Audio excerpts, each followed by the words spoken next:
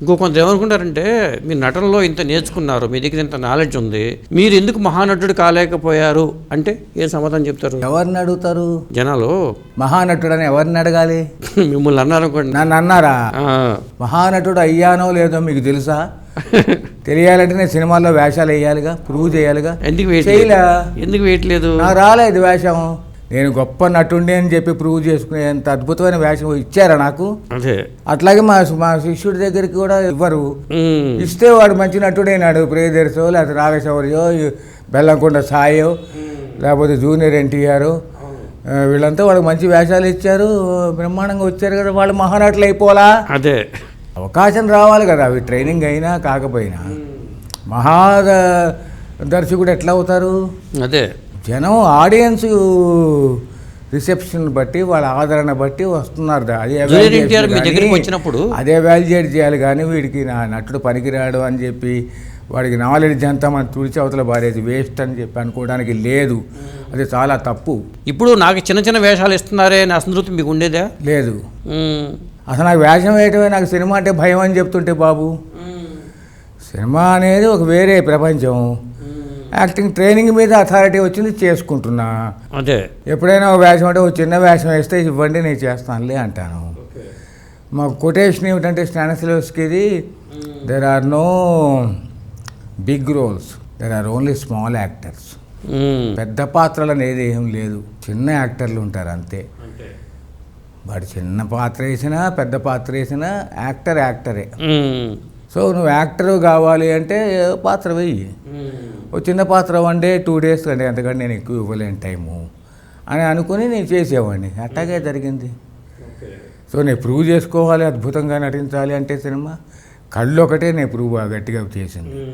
చాలా మంచి పేరు వచ్చింది. అప్పుడు మీకు నంది అవార్డు కళ్ళుకి వచ్చిందా? మీకు దేనికి వచ్చింది నంది అవార్డు? అకిరా కురోసావా పేరు విన్నారు? అవును. ఆయన రోషమాన్ అనే ఓ సినిమా ఉంది, అది 60 నిమిషాల సినిమా. చాలా అద్భుతమైనటువంటి Oscar award, first Oscar award వచ్చినటువంటి ఫిలిం అది. ఆ సినిమా చూశాను ఒకసారి. ఇది నాటకం చేయొచ్చు అనుకున్న 10 ఏళ్ళకి అవకాశం వచ్చింది, నాటకం చేశా. 60 నిమిషాల్లోనే నాటకం అయిపోయింది. సినిమాకి అనేక లొకేషన్స్ ఉంటాయి. అందులో కోర్టు ఉంటుంది, అడవి ఉంటుంది, పాడుపడ్డ ఒక ఇల్లు ఉంటుంది, పాడుపడ్డ దేవాలయం ఉంటుంది. ఇన్ని లొకేషన్స్ ఉంటాయి. ఇన్ని లొకేషన్స్ని ఒకటే స్పేస్లో కమ్యూనికేట్ చేయటం ఎట్లాగా అనేది నా క్రియేటివిటీ. ఓకే, డైరెక్షన్ చేశాను నేనే, దాన్ని తెలుగులో రాశాను. మా మిసెస్ చాలా హెల్ప్ చేసింది నాకు. ఓకే, దాంట్లో మర్డర్ సీన్ ఒకటి, రేప్ సీన్ ఒకటి, ఇవన్నీ ఆవిడ కొరియోగ్రఫీ చేసింది. ఓకే, ఆవిడ మ్యూజిక్ మిక్సింగ్ చేసింది. ఆ రోజుల్లో మిక్సింగ్ చేయడానికి కావాల్సినటువంటి సదుపాయాలు లేవు మాకు. అంటే అంత డబ్బు పెట్టాలి. సినిమా ఎప్పుడు ఇది ఏ సంవత్సరం? అది 96, 97లోనూ. బాగానే 25 ఏళ్ళు అయిందిగా. అప్పుడు ఇంట్లోనే ఆవిడ చిన్న మిక్సర్ అవి పెట్టుకుని మంచి మ్యూజిక్ సెట్ చేసి కొరియోగ్రఫీ చేసింది, కాస్ట్యూమ్ డిజైనింగ్ చేసింది. నేను సెట్ డిజైన్ చేశాను, డైరెక్షన్ చేశాను. యాక్టర్లు అందరూ బాగా చేశారు. రవీంద్ర భారతిలో వేసాం. ఫస్ట్ నంది నాటకాలు ఉత్సవాలు పెట్టినప్పుడు నాటకాల్లో నా ఫ్రెండ్ ఉదయభానికి వచ్చింది. ఆయన ట్రాన్స్లేషన్ నాటకమే చేశాడు. నేను అసలు జపనీస్ నాటకాన్ని తెలుగులోకి చేశాను అన్నమాట. సో అది నాకు నంది అవార్డు వచ్చింది. అక్కడే చంద్రబాబు నాయుడు గారి చేతుల మీదుగా ఫోటో ఉంది. మురళీమోహన్ గారు అప్పుడు చైర్మన్, FDC చైర్మన్. ఆయన theatre and film development corporation ఉండేది అప్పుడు, దాని చైర్మన్ ఆయన. అవును, మురళీమోహన్ గారు. ముఖ్యమంత్రి చంద్రబాబు నాయుడు గారు ఉన్నారు. వాళ్ళు నాకు ఇచ్చారు అప్పుడు. సో అది అంతే. ఆ తర్వాత నేను అప్లై చేసింది లేదు, ఏం చేసింది లేదు. మీరు మొత్తం ఎన్ని సినిమాలు చేసి ఉంటారు, ఎన్ని నాటకాలు వేసి ఉంటారు? నేను ఎప్పుడు లెక్క పెట్టుకోలే. ఒక 200 ఉంటాయండి సినిమాలు. నేను చేసింది తక్కువ. యూనివర్సిటీలో టీచింగే కదా, టీచింగే సరిపోతుంది మీకు అంతే. నాటకాల పరంగా చూసుకుంటే నాటకాలు చాలా చేసాము, డైరెక్షన్ ఎక్కువ చేసాం యూనివర్సిటీలో చేరిన తర్వాత. అంతకుముందు ఒకటే నాటకాన్ని ప్రదర్శన చేసేవాళ్ళం, రిపర్టరీలు. ఏఆర్ కృష్ణ గారి దగ్గర ఉండేటప్పుడు నాటకం తయారు చేసుకుంటే అదే నిత్యం అదే ప్రదర్శన చేస్తూ ఉండేవాళ్ళం. కాబట్టి ప్రదర్శనల పరంగా ఎక్కువ, నాటకం ఇవి తక్కువే. ఫలానా నాటకం ఒక 1000 సార్లు, ఫలానా నాటకం ఒక 500 సార్లు, అలా తప్పితే ఒక 10-15 నాటకాలు అంతే తప్పితే ఏం లేదు. ఎక్కువ చెప్పుకొని వేస్ట్ అసలు. ఇక స్పాంటేనియస్గా ఆడియన్స్లో ఎప్పటికప్పుడు కొత్త కొత్త ప్రదేశాల్లో పెర్ఫామ్ చేయటం వల్ల చాలా పరిణితి వస్తుంది. ఎప్పుడు ఒకటే చోట ఒకటే రవీంద్ర భారతిలోనే కాకుండా ఓసారి రవీంద్ర భారతి, ఓసారి అవుట్డోరు, ఓసారి వేరే ఊరు, ఏమి సదుపాయాలు లేని చోట, గబక్కన వర్షం వస్తే ఏం చేయాలి, ఇవన్నీ ఆటుపోట్లని తట్టుకునేటువంటి వ్యవహారంలోనే మా జీవితం బాగా ఇదైంది, మెరుగైంది. అంటే దాని మీద దృష్టి, ఆ పెర్ఫార్మెన్స్ బ్రహ్మాండంగా మెయింటైన్ చేయగలగాలి. ఇప్పుడు పూర్వం పౌరాణిక సినిమాలు ఎక్కువ ఉండేవండి, ఇప్పుడు లేవు. ఇప్పుడు రాజమౌళి లాంటి వాళ్ళు మహాభారతం నేను చేస్తాను అంటున్నారు. అలాంటి నటులు ఉన్నారంటారా? ఉంటే వాళ్ళకి ఏమైనా ట్రైనింగ్ అవసరమా? ట్రైనింగ్ అవసరమే కంపల్సరీగా. అలాంటి అసలు లేదుగా, సంస్కృతే లేదుగా. విలేజుల్లో ఉంది కానీ చక్కగా రైతులు ఎంత పని చేసుకుంటూ పద్యాలు పాడుతూ ఉంటారు. ఆ గొప్ప గొప్ప సాహిత్యం సంపద అది, వాళ్ళు కాపాడుతున్నారు. అదే పద్యనాటకాలు వాళ్ళేమో పెద్ద MA Sanskrit, MA Telugu literature చదువుకున్న వాళ్ళు కాదు. పని చేసుకుంటారు రైతులండి బాబు. చక్కగా వాళ్ళు నాటకం వేస్తారు, మేకప్ వేసుకుని హరిశ్చంద్రుడు వేషం వేస్తాడు. హరిశ్చంద్రుడు ఎలాగ పడిపోయి డౌన్ఫాల్ ఆఫ్ హరిశ్చంద్ర కనపడుతూ ఉంటుంది బాడీలో. అదే శ్మశానం సీను, ఇవన్నీ కూడా బ్రహ్మాండంగా వాళ్ళు చేస్తున్నారు. ఆ ఎక్స్పోజర్స్ అర్బన్ పీపుల్కి ఉందా? లేదుగా. సో వాళ్ళకి ట్రైనింగ్ అవసరమే. మహాభారతం లాంటి పాత్రలు చేయాలంటే కంపల్సరిగా దేహ దారుఢ్యమే కాదు, మానసిక దారుఢ్యం ఉండాలి, వాచికం గట్టిగా ఉండగలిగి ఉండాలి, శుభ్రంగా మాట్లాడగలిగి ఉండాలిగా, డైలాగ్ చెప్పగలగాలిగా. ఇప్పుడు సీనియర్ ఆర్టిస్టులే కావచ్చు కానీ ట్రైనింగ్తోనే ప్రాపర్ ట్రైనింగ్ తీసుకుని చేస్తేనే బెటర్ ఆ పాత్రలు చేయాలి కంపల్సరీగా. ఇప్పుడు జూనియర్ ఎన్టీఆర్ మీ దగ్గరికి వచ్చినప్పుడు బాలనటుడిగా అతను ఇంత నటుడు అవుతాడని మీరు ఏమైనా ఊహించారా అప్పుడు? ఎందుకంటే అతను చాలా ఓవర్ యాక్టివ్, చాలా తెలివిగలవాడు, పిచ్చ యాక్టివ్గా ఉండేవాడు.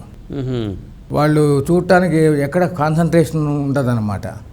చిన్న కుర్రాడు కదా, సో ఒకసారి ఒక డైలాగ్ చెప్పంగానే గుర్తుపెట్టేసుకునేవాడు, వెంటనే చెప్పేసేవాడు. ఓకే, అల్లరి బాగా చేస్తాడు, అప్పుడు చేసేవాడు. ఇప్పుడు అల్లరి వేరు, ఇప్పుడు పెద్దవాడు అయినాడు, పెళ్ళి అయిపోయింది, పిల్లల తండ్రి అయినాడు. అప్పుడు చిన్న పిల్లాడు, 10 ఏళ్ళు ఉంటాయి, 10 ఏళ్ళు. సో అటువంటి వాళ్ళకి ఆ రాముడి తాలూకు నిలకడతోటి అలా చూడటము, మాట్లాడటము, నవ్వు మొహం, ఇవన్నీ కూడాను అతనికి కొంచెం ఇంపార్ట్ చేయటానికి, అతనికి చెప్పటానికి ఇబ్బంది పడేవాడు. నిలబడ్డు కదా అసలు.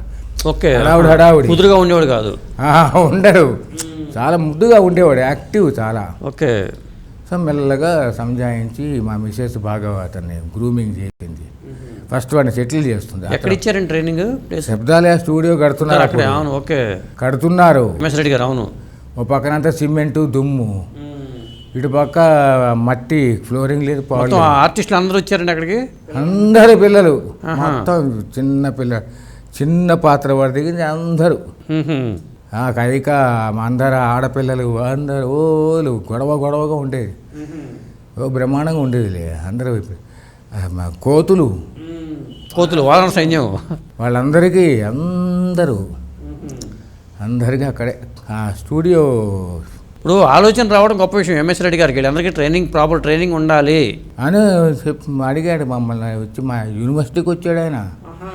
ఆయనకి ప్రీమియర్ పద్మిని కారు ఉండేది, అందులో వచ్చాడు అక్కడికి. అప్పుడు నాకు క్వార్టర్స్లో ఉండేవాడు యూనివర్సిటీలో. సో నేను మా ఆవిడ. మీ ఇద్దరే ఇచ్చారా ఇంకెవరన్నా వేరే వాళ్ళకు సహకారం? లేరు, ఇంకెవరు లేరు. అప్పటి నుంచి అంతకుముందే గుణశేఖర్ పరిచయం నాకు.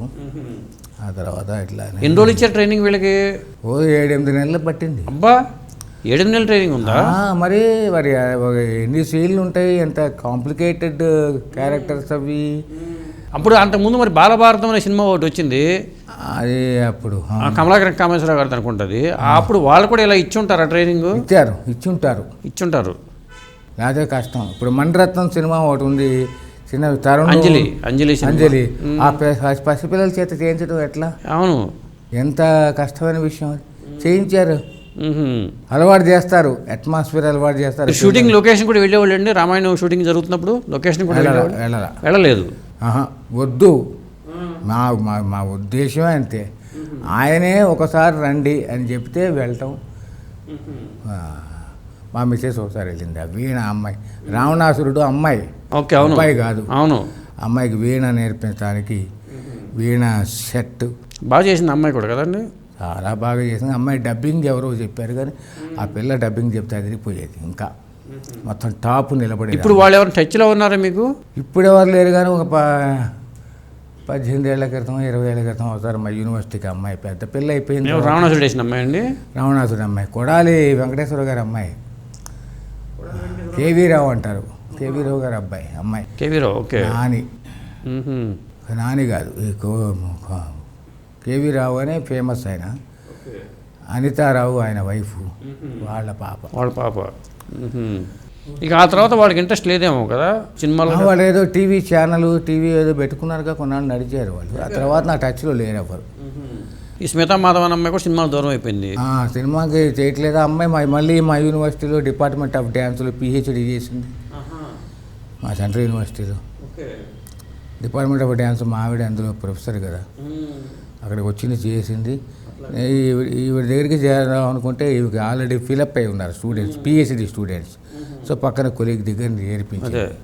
చాలా థ్యాంక్ యూ, చాలా విషయాలు చెప్పారు మీరు. చాలా థ్యాంక్స్, నమస్కారం.